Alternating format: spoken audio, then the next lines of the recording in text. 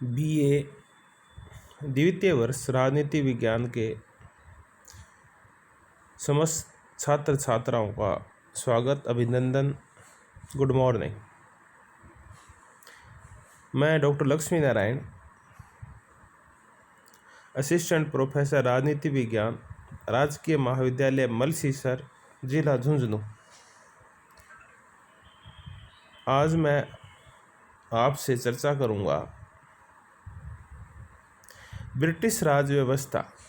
और ब्रिटिश राज व्यवस्था के तहत आज हमारा अध्ययन का जो बिंदु है वो है सम्राट व राजमुकुट, किंग एंड द क्राउन।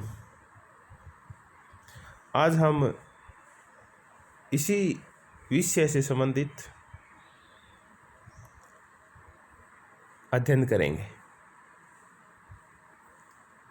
पिछले वीडियो में हमने ब्रिटिश शासन व्यवस्था में जो वैधानिक परंपराएं हैं उनका अध्ययन किया था।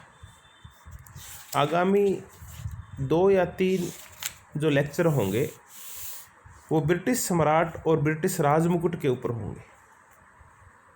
चलिए अध्ययन की शुरुआत करते हैं, पढ़ना शुरू करते हैं, समझना शुरू करते हैं।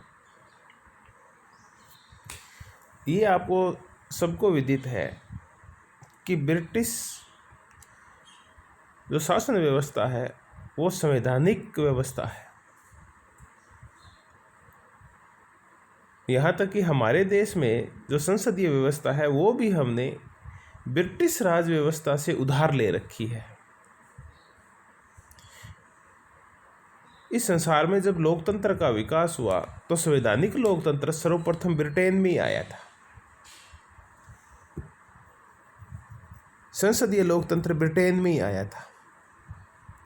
तो चूंकि ब्रिटेन में जैसे अपने देश में संसदीय शासन व्यवस्था है वैसे ही वहाँ है, इसलिए वहाँ जो कार्यपालिका है उसके 2 प्रधान होते हैं। एक होता है नाम मात्र का प्रधान और दूसरा होता है वास्तविक प्रधान। वहाँ जो नाम मात्र का प्रधान है, जिसे हम औपचारिक प्रधान भी कहते हैं, जिसे हम हेड ऑफ द स्टेट भी बोलते हैं, राज्याध्यक्ष भी बोलते हैं, वो है वहाँ का राजा, यानी वहाँ का किंग। और जो वास्तविक शक्ति होती है वो किंग के पास नहीं होती, वो सिर्फ नाम मात्र और औपचारिक होता है, क्योंकि वहाँ संसदीय शासन प्रणाली है। और हमें पता है कि संसदीय शासन प्रणाली में जो वास्तविक शक्तियाँ होती है वो प्रधानमंत्री और उसकी कैबिनेट के पास होती है। सम्राट का पद वहाँ एक चमकदार पद है जिसके पास शक्तियाँ नहीं हैं, सिर्फ परंपरागत इज्जत और सम्मान है। वर्तमान में वहाँ जो किंग है उस पद के ऊपर महारानी एलिजाबेथ द्वितीय बैठी है। एलिजाबेथ द्वितीय के नाम के ऊपर रिकॉर्ड है कि ये ब्रिटिश किंग के पद पर सबसे लंबे समय तक बैठने वाली एक महिला है, जिसने सबसे लंबे समय तक ब्रिटिश सम्राट का पद संभाला है। तो आज हमने जो शुरुआत की है वो ब्रिटिश संसदीय व्यवस्था में सम्राट की स्थिति क्या है, यहाँ से हमने शुरुआत की है। ब्रिटिश राज व्यवस्था में सम्राट की स्थिति। अब हम अगला जो बिंदु लेंगे वो लेंगे सम्राट व राजमुकुट में भेद क्या होता है। What is difference between king and the crown. हमने राजा का अर्थ समझ लिया कि राजतंत्र में जो सबसे बड़ा पद होता था, जो शासन सत्ता का संचालन करता था, शासन के समस्त सूत्र जहाँ से निकलते थे वो सम्राट हुआ करता था, किंग हुआ करता था। लेकिन इस किंग को वास्तविक शक्ति तभी मिलती थी जब वो अपने सर के ऊपर राजमुकुट धारण कर लेता था, क्राउन को धारण कर लेता था। तो ब्रिटेन में आज से 300-400 साल पहले तक सम्राट में और राजमुकुट में कोई भेद नहीं होता था। सम्राट ही राजमुकुट हुआ करता था और राजमुकुट ही सम्राट हुआ करता था। किंग ही क्राउन हुआ करता था और क्राउन ही किंग हुआ करता था और किंग ही क्राउन था। लेकिन जैसे जैसे ब्रिटेन में लोकतंत्र आया, वैसे वैसे राजमुकुट था उसका तात्पर्य, उसका अर्थ ही बदल गया। आप भी देखते हैं कि राजमुकुट का तात्पर्य होता है वो मुकुट जो राजा अपने सर के ऊपर धारण करता है। वो इस चीज़ का प्रतीक है कि अब इस शासन की समझ शक्ति इस व्यक्ति को मिल चुकी है जिसने अपने सर के ऊपर मुकुट धारण कर लिया है। लेकिन लोकतंत्र जब आया ब्रिटेन में तो इस राजमुकुट का अर्थ बदल गया। राजमुकुट एक व्यापक शब्द है। सर सिडनी लो ने कहा है कि राजमुकुट का तात्पर्य है एक सुविधाजनक क्रियाशील उपकल्पना, कि हम अपनी समझ विकसित करने के लिए एक क्रिया करने वाली एक पूरी संस्था है जिसको हम राजमुकुट कहते हैं। आप राजा जो सर पे जो धारण करता है मुकुट, वो राजमुकुट नहीं है। अब राजमुकुट का अर्थ ब्रिटेन में व्यापक हो गया है। राजमुकुट का वहाँ संवैधानिक अर्थ है एक व्यक्ति के रूप में, उसमें सम्राट है यानी एलिजाबेथ द्वितीय, वहाँ का प्रधानमंत्री, वहाँ की कैबिनेट, वहाँ की संसद, वहाँ की समस्त सरकारी कर्मचारी, ये सब मिलके जो कि वहाँ सत्ता का प्रयोग करते हैं, वो सब मिलके क्राउन कहलाते हैं।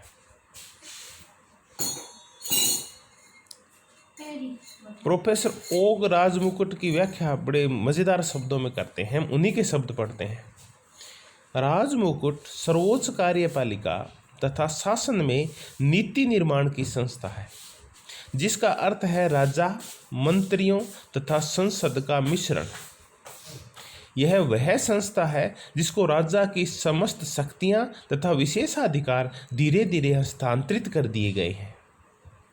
तो अगर हम प्रोफेसर ओक की बात माने तो राजमुकुट में क्या शामिल है? राजमुकुट में शामिल है वहाँ का राजा, वहाँ का प्रधानमंत्री और मंत्री, और वहाँ की संसद, और वहाँ की सारी नौकरशाही। अब इन सब शक्तियों को हम जब मिला देते हैं तब एक संयुक्त शब्द बनता है राजमुकुट, क्राउन। तो अब मुकुट का तात्पर्य वो नहीं है जिसका अर्थ हम लगाते हैं कि राजा के सर पे धारण करने वाला मुकुट। इसका तात्पर्य है वहाँ सत्ता की समस्त संस्थाएं संयुक्त रूप में वहाँ राजमुकुट कहलाती है। अब हम चर्चा करते हैं कि आखिर इस सम्राट और राजमुकुट में भेद क्या है। हम पहले अंतर करते हैं कि सम्राट एक व्यक्ति है जबकि राजमुकुट एक संस्था है। सम्राट एक व्यक्ति है और राजमुकुट एक संस्था है, यानी एक व्यक्ति विशेष होता है जो एक विशेष समय के ऊपर पद के ऊपर बैठा होता है। जैसे कि वर्तमान में एलिजाबेथ द्वितीय है, वो वहाँ सम्राट के पद पे आसीन है। खुदा ने खास्ता जब ये इस पद से एलिजाबेथ द्वितीय चली जाएगी तो उनकी जगह उनका उत्तराधिकारी बैठ जाएगा। तो ये एक व्यक्ति विशेष होता है जो पद धारण करता है। जबकि जो राजमुकुट है ये तो एक संस्था है, ये तो पूरी शासन व्यवस्था है, उसका सम्मिलित रूप है जिसमें कानून बनाने वाला अंग, कानून को लागू करने वाला संघ और न्यायिक तीनों प्रकार की शक्तियाँ इसको प्राप्त होती है। तो सम्राट एक व्यक्ति है और राजमुकुट एक संस्थाओं का संयोग है जिसमें वहाँ की संसद भी शामिल है, वहाँ की कार्यपालिका के जो नौकरशाही है वो भी शामिल है, वहाँ प्रधानमंत्री और वहाँ की कैबिनेट भी शामिल है। तो सम्राट एक व्यक्ति है और राजमुकुट विभिन्न संस्थाओं का एक रूप है। हम दूसरा अंतर देखते हैं कि सम्राट में और राजमुकुट में और क्या अंतर है। सम्राट अस्थायी है और राजमुकुट स्थायी है। इसका तात्पर्य है कि सम्राट एक व्यक्ति, एक मानव के रूप में जन्म लेता है, मरता भी है, एलिजाबेथ पैदा हुई, उसने पद ग्रहण किया, एक दिन वो मर जाएगी। तो सम्राट अस्थायी होता है एक व्यक्ति के रूप में, जबकि राजमुकुट कभी मरता नहीं है, कार्यपालिक सरकार कभी मरती नहीं है, वो हमेशा ही कायम रहती है। ब्लैकस्टोन के शब्दों में देखें, बड़े मशहूर विद्वान हैं, बड़े प्रसिद्ध कानूनविद हैं ब्रिटेन के ब्लैकस्टोन, उन्हीं के शब्दों में, हेनरी एडवर्ड तथा जॉर्ज की मृत्यु हो सकती है लेकिन सम्राट सदैव जीवित रहते हैं, यानी क्राउन हमेशा जीवित रहता है। सम्राट मर जाते हैं लेकिन एक संस्था के रूप में क्राउन हमेशा जिंदा रहते हैं। आप राजा को उसके पद से हटा सकते हैं, वो त्यागपत्र दे सकता है, उसकी मृत्यु हो सकती है, लेकिन क्राउन कभी समाप्त नहीं होता। तो इसीलिए ब्रिटेन में एक प्रसिद्ध लोकोक्ति चलती है, the king is dead, long live the king. सम्राट मृत है, सम्राट चिरंजीवी हो, यानी मरता है वो एक व्यक्ति के रूप में, सम्राट मरता है शक्ति के रूप में, राजमुकुट हमेशा बना रहता है, सरकार हमेशा बनी रहती है। तीसरा अंतर और देखते हैं कि सम्राट है वो व्यक्तिक है, राजमुकुट एक समूह है। ये तो हमने शुरुआत में भी चर्चा की थी कि सम्राट एक व्यक्ति है, एक मानव है, जबकि राजमुकुट का जो प्रयोग है, उसकी जो शक्तियां हैं राजमुकुट की, चाहे वो कानून बनाने की शक्तियां हो, चाहे कानून को लागू करने की शक्तियां हो, उसका प्रयोग एक व्यक्ति नहीं करता बल्कि अनेक व्यक्ति करते हैं। और उन अनेक व्यक्तियों में शामिल है संसद, मंत्रिमंडल, नौकरशाही, ये सब शामिल रहती है उसमें। अब हम अंतिम अंतर देखते हैं कि और अंतर क्या है सम्राट में और राजमुकुट में। तो सम्राट नाममात्र का होता है, जबकि राजमुकुट होता है वो होता है वास्तविक। हालांकि प्राचीन समय में जब सम्राट और राजमुकुट एक ही थे, उस समय वास्तविक शक्तियां सम्राट के पास थी, लेकिन जैसे जैसे ब्रिटेन में संविधानवाद आया, वहाँ लोकतंत्र आया, तो सम्राट था वो शक्तिहीन हो गया। सम्राट सिर्फ औपचारिक प्रधान बन के रह गया और वास्तविक शक्तियां थी वो राजमुकुट के पास आ गई। तो प्रजातंत्र बढ़ता गया, तो सम्राट की बजाय राजमुकुट की शक्तियां बढ़ गई। तो वर्तमान में सम्राट वहाँ सिर्फ नाम मात्र का पद है, सारी जो शक्तियां हैं वो राजमुकुट यानी मंत्रिमंडल और संसद के हाथ में है। तो इस वीडियो में हमने सम्राट और राजमुकुट हम कहते किसको हैं, इस मुद्दे पे हमने चर्चा की।